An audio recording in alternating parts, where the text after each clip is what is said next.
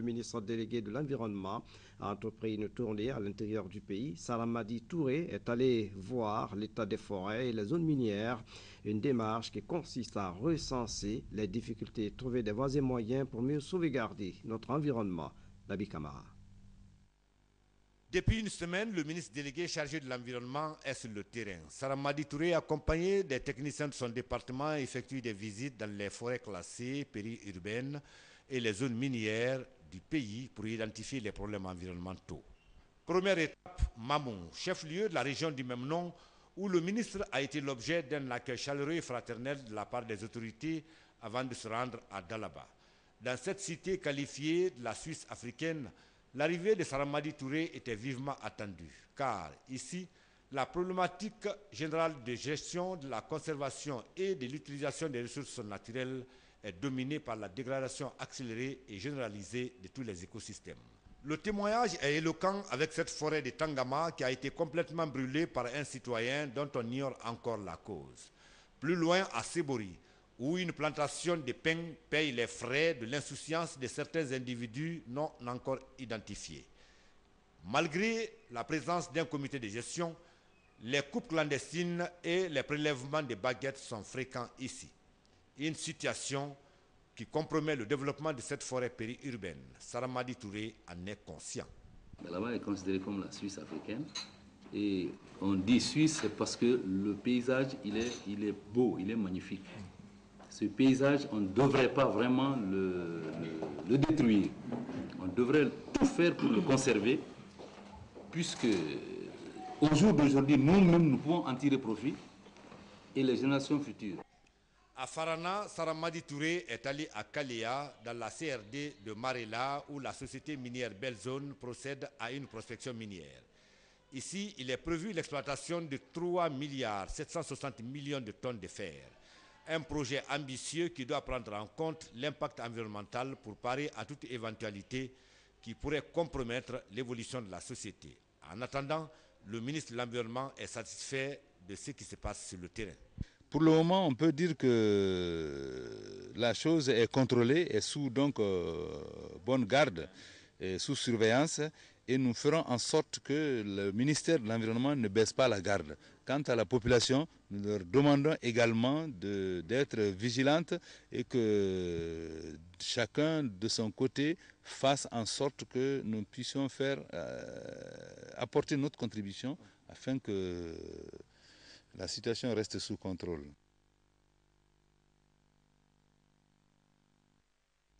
Ici à Conakry, le ministre de l'Enseignement préuniversitaire poursuit la visite des établissements scolaires de la capitale. Le ministre s'est rendu à l'école primaire du centre à Kaloum pour apprécier le niveau d'exécution des travaux de rénovation. Le point avec Yara Diallo. Construite en 1902, l'école primaire du centre a connu une première rénovation en 1994. Pour cette nouvelle rénovation, les travaux ont été exécutés par une entreprise nationale sur un préfinancement à 80% du coût total. Cependant, malgré les efforts consentis par les uns et les autres, quelques difficultés persistent.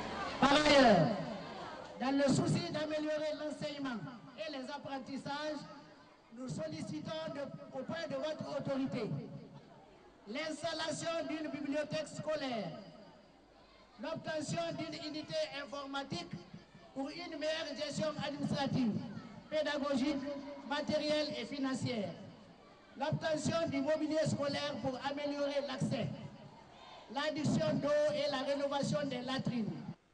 Pour Dr Ibrahima Kourouma, construire est beau, mais entretenir est encore mieux. C'est pourquoi il a exhorté les élèves et les enseignants de faire en sorte que l'environnement dans lequel ils vivent soit propre.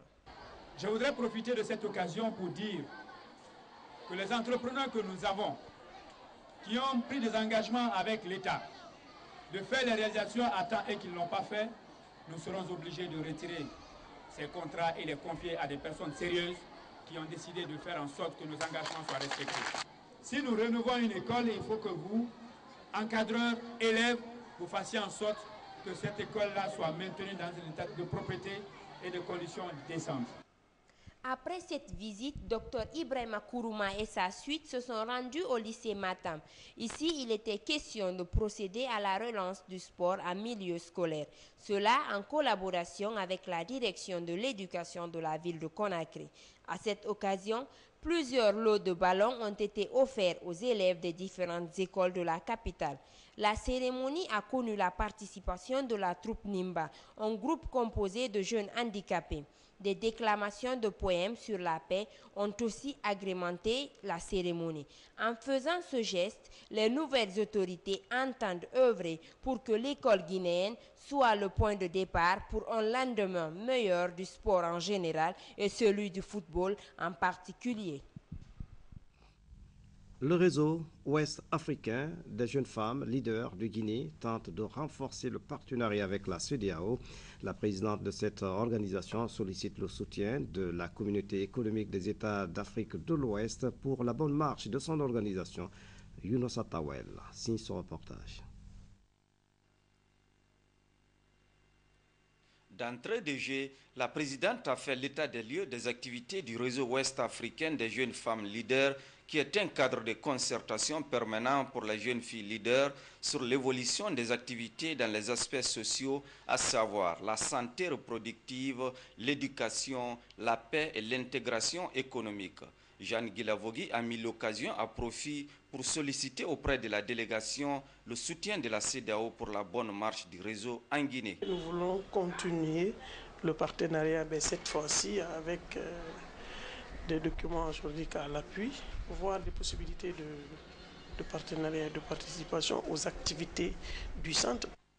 Intervenant au nom de son institution, le directeur du centre de CEDEAO a félicité les jeunes filles leaders de Guinée pour les efforts déjà fournis dans le cadre de la promotion des femmes.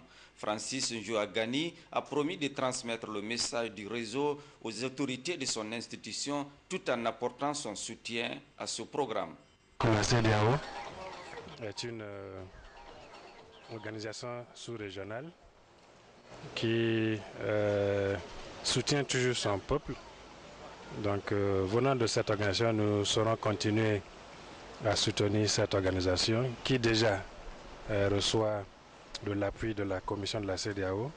La remise des cadeaux symboliques à la délégation, suivie d'un cocktail, ont été autres temps forts de cette cérémonie organisée ici au foyer des jeunes à Kaloum. Le contrôle et la certification des produits alimentaires, la question était un débat à Conakry. La rencontre est initiée par le département de l'énergie en vue de renforcer les capacités des services de contrôle. Ngadi Keita a suivi l'ouverture des travaux. Organisé par le ministère de l'Industrie des petites et moyennes entreprises en collaboration avec l'Organisation des Nations Unies pour l'alimentation et l'agriculture, cette rencontre vise à renforcer les capacités du service national guinéen en vue de l'inspection d'un contrôle et la certification des produits alimentaires à l'importation et à l'exportation. L'objectif de l'atelier, il rentre dans le cadre d'un projet signé entre le gouvernement de la Guinée avec la FAO pour renforcer les capacités de la Guinée en ce qui concerne la sécurité sanitaire des aliments. Donc ça va depuis le renforcement des systèmes, les institutions, les textes juridiques, les référentiels, mais aussi le renforcement des capacités des ressources humaines. Donc les formations qui concernent les inspecteurs et tous les personnels qui sont en relation avec le contrôle des denrées alimentaires au niveau national, mais pour cette fois-ci, c'est au niveau des frontières, donc à l'importation et à l'exportation. Le programme de ces 4 jours est donc une contribution de la FAO à la dynamique et intervient à un moment où la Guinée est en train de relancer les divers leviers de son développement, parmi lesquels le système national de sécurité sanitaire des aliments est sans doute amplement pris en compte. Le chef du département de l'industrie des petites et moyennes entreprises a tout d'abord remercié les initiateurs avant de mettre un accent particulier sur l'organisation d'une telle rencontre. Garantir la sécurité sanitaire et la qualité des aliments pour protéger la santé publique et favoriser le développement économique demeure un important défi, tant dans les pays en développement que dans les pays développés. Durant 4 jours, les principaux acteurs se pencheront sur la problématique des produits alimentaires liés à l'importation et à l'exportation, une manière de contribuer au développement économique du pays. Voilà, mesdames, messieurs, c'est la fin de cette édition à tous. Merci de nous avoir suivis. Je vous retrouve à 20h30. Bonsoir.